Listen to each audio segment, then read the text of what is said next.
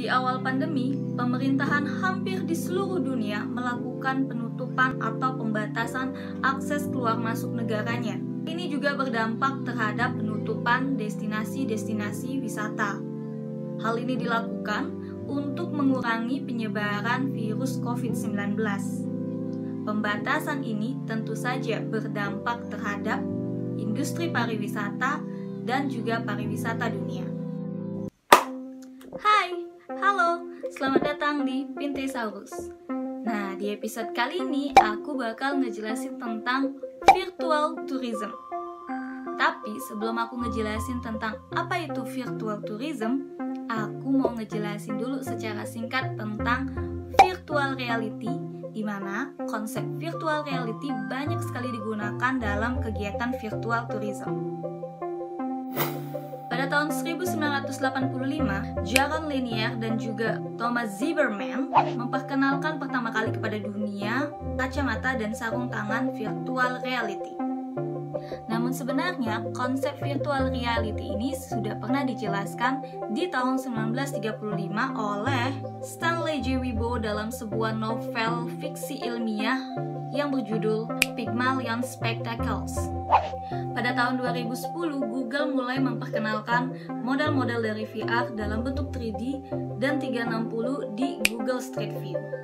Sejak saat itu, perkembangan VR di era modern mulai berkembang, mulai dari Oculus, PlayStation VR, Microsoft HoloLens, dan banyak lagi bidang-bidang yang menggunakan konsep VR termasuk pada industri pariwisata.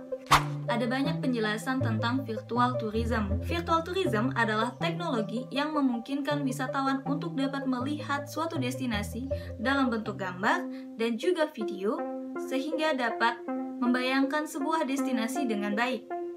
Virtual tourism menawarkan pengalaman tanpa mengambil risiko dan merusak suatu destinasi, sehingga wisatawan dapat mengunjungi suatu destinasi dalam satu waktu yang bersamaan tanpa adanya batas dari kapasitas kegiatan pariwisata tersebut.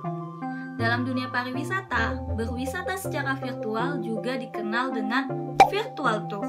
Dalam beberapa pengertian, virtual tour dapat dijelaskan sebagai kegiatan berwisata yang dilakukan oleh wisatawan dalam menikmati suatu destinasi wisata tanpa harus mengunjungi destinasi wisata tersebut secara langsung.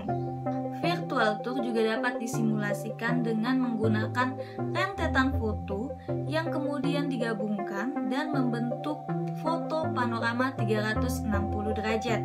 Foto atau video tersebut kemudian dapat ditambahkan dengan unsur-unsur multimedia seperti narasi, bunyi, musik, dan juga tulisan. Karena tidak harus langsung berkunjung ke suatu destinasi, virtual tour dapat menjadi solusi berlibur selama pandemi. Namun, hal ini masih banyak diperdebatkan karena tidak sesuai dengan pengertian pariwisata selama ini. Karena virtual tour merupakan sebuah bentuk simulasi, hal ini sangat cocok untuk wisatawan yang ingin merasakan pengalaman berwisata yang pernah mereka rasakan sebelumnya. Selain itu, ini juga sangat cocok untuk calon wisatawan yang ingin melakukan pratinjau atau menilai destinasi wisata yang ingin dia kunjungi setelah pandemi. Berbagai pemangku kepentingan memanfaatkan inovasi virtual tour ini untuk mengingatkan kembali ingatan-ingatan dari calon wisatawan dan juga wisatawan-wisatawan yang pernah berkunjung ke suatu destinasi sehingga memiliki motivasi untuk berkunjung kembali. Sekian penjelasan aku tentang virtual tourism kali ini. Ada yang sudah pernah coba virtual tour? Atau mungkin ada yang punya perusahaan penyedia jasa virtual tour? Komen di bawah. Sekian dulu video aku kali ini. Sampai jumpa di video berikutnya. Bye-bye.